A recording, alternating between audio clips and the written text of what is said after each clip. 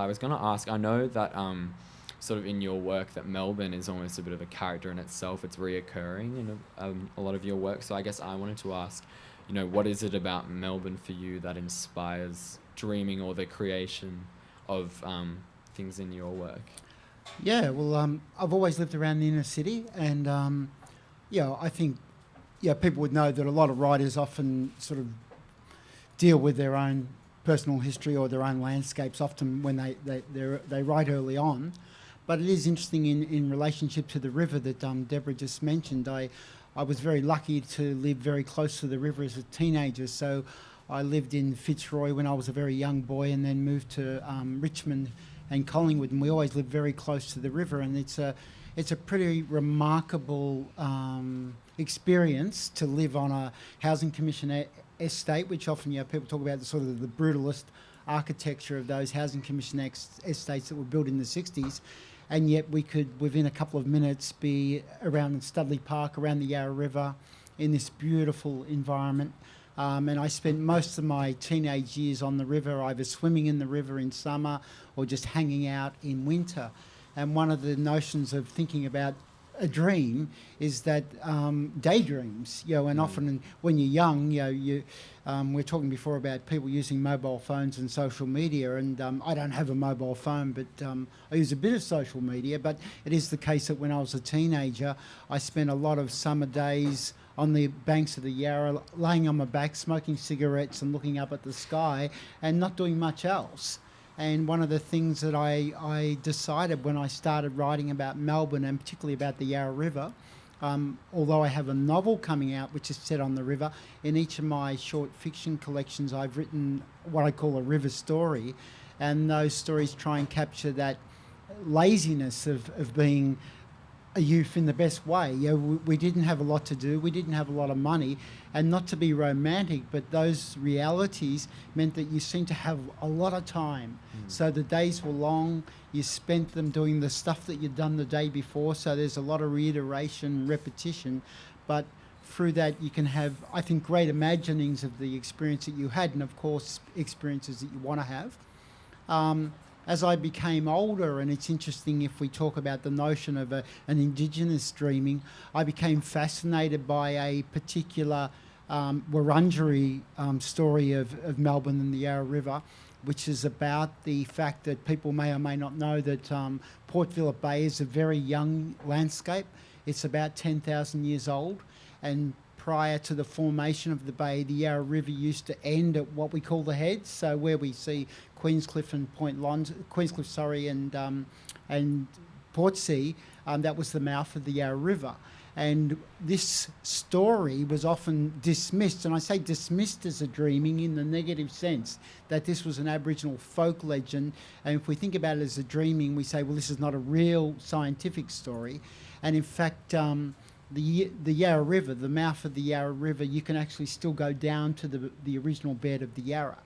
And I was so excited in, I think about 2005, when the dredging of the port was proposed, that they sent two archaeological and geological divers down to the original bed of the Yarra. And I picked up my Melbourne newspaper one morning, The Age, and there was this great article about these two divers who had gone down 102 metres and stood on the original bed of the river. And it was a wonderful way of so-called science coming together with what I call Indigenous scientific and cultural knowledge. So it was how those two ideas fused. So when I decided to do this new book, part of it was to give value to what had previously been dismissed or marginalised as a story, and to say this Aboriginal dreaming, this dreaming of this place, is not just a folk tale, it's real. And for me, I write in what you might call a realist genre, but all of the things that I write start with those imaginings, and imagination and dreaming, as you would know as a photographer, go together.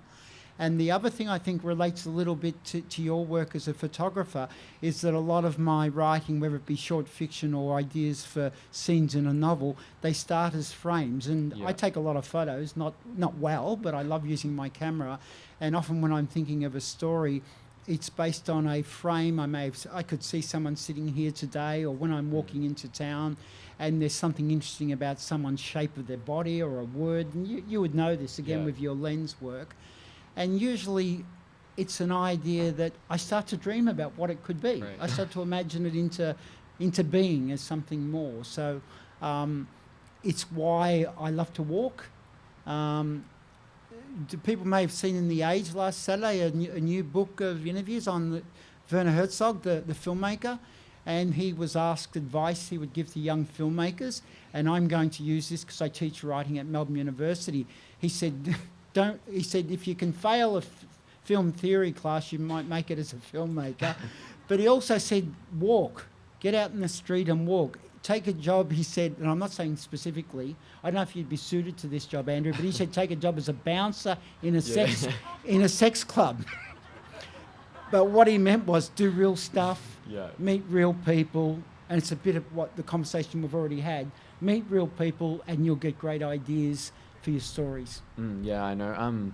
Grace Coddington, she's like a creative director. She also said something similar about never closing your eyes, which I think is quite interesting in response to dreaming as well, because sort of paradoxical in that way. Like she talked about, if you're on a plane or you're in a car, just don't ever go to sleep, because you never know sort of what idea is gonna come from just what you see. So I guess, and then I was sort of thinking about that and thinking how it's sort of it's paradoxical in the sense of to literally dream is to close your eyes, yet it's almost impossible to do that without opening your eyes and being exposed to what is around you and really absorbing space. So I guess like for you, is there a particular space, whether that's physical or I guess like metaphorical, that you feel like you have to enter to create, or are there places that would prohibit you from doing that?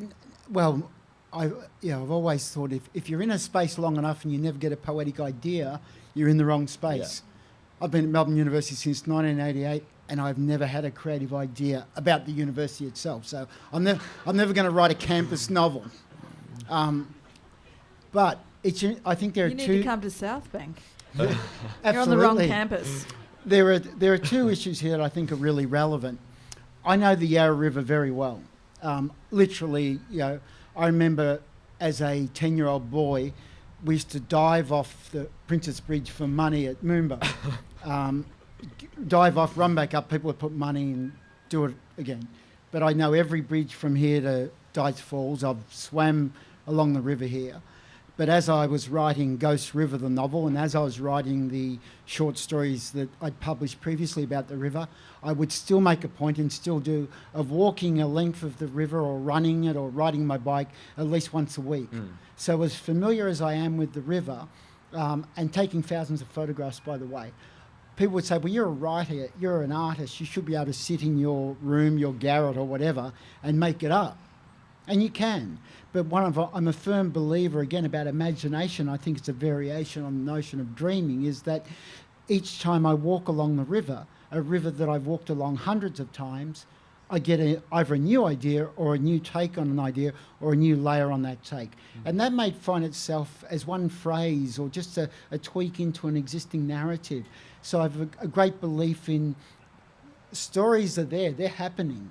And in some way, we need to be witness to those stories. And if we are witness to those stories, we can incorporate them into our own work. So in the sense of practice around work I'm doing, I would say that I need to be in that physical space to feel sustained by what I'm doing.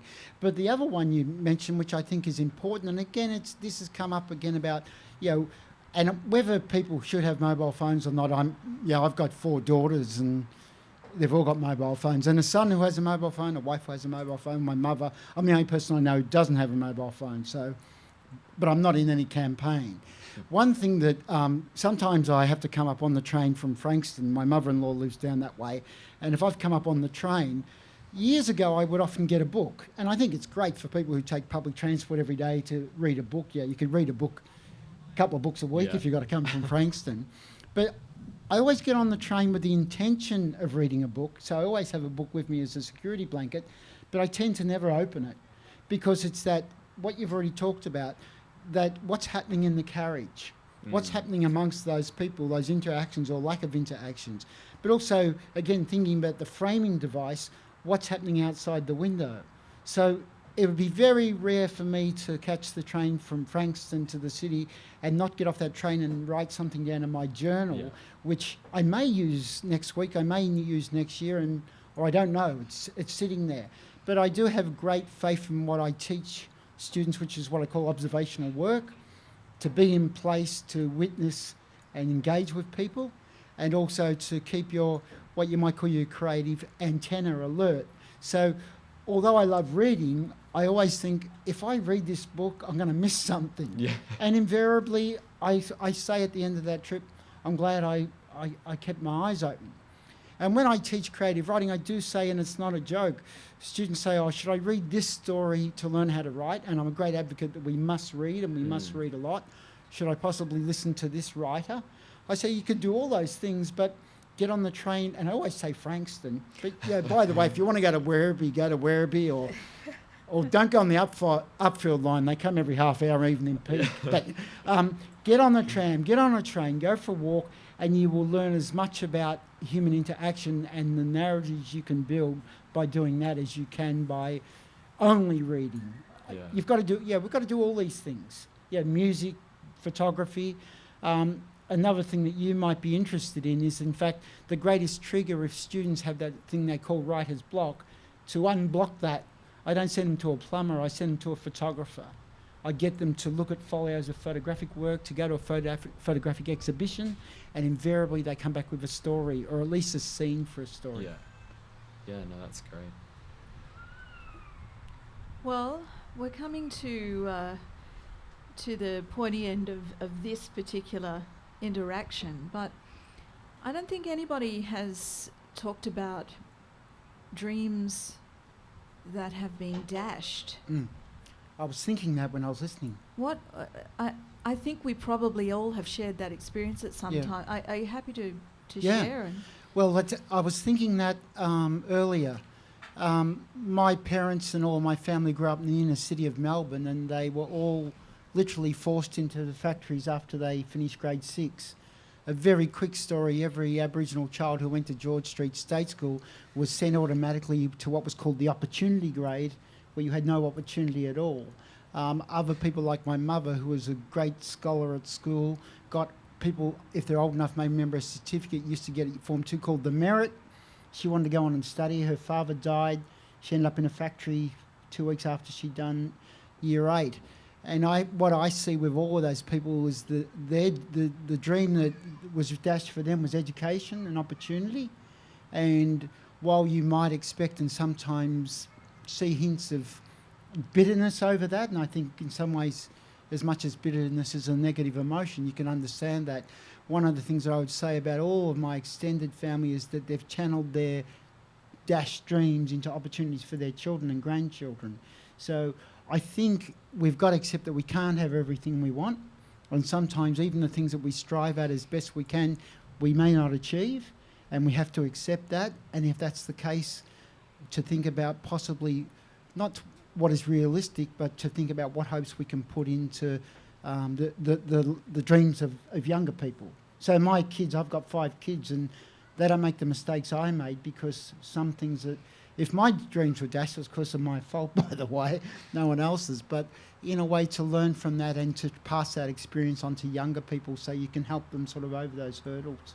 And Andrew? Yeah, well, I think, I guess one of the keys to be able to dream is probably to have some of your, dreams dashed, I guess. I mean, something that just came to my mind then was, I briefly mentioned that I was a dancer, and so I originally knew of the College of the Arts as, a school for dance, and so originally it was, I had intended to go there and hopefully sort of pursue a career in dance, but then I wasn't accepted for dance, but I was accepted for the art program, and then choosing that obviously proved to be one of the sort of greatest thrills of my life, and sort of completely changed where I wanted to go, and just opened up a plethora of opportunities. So I guess it's cliche in the sense of one door closes, another one opens, but I do think it's key to being able to dream, and not getting exactly what you want. You may end up receiving more than you ever thought you would get, I guess. yeah, so that's just a little anecdote. I think on that note, let's thank Andrew. That's Thank you so much. very insightful. Thank you. Thanks. Thank you very much. Thank you.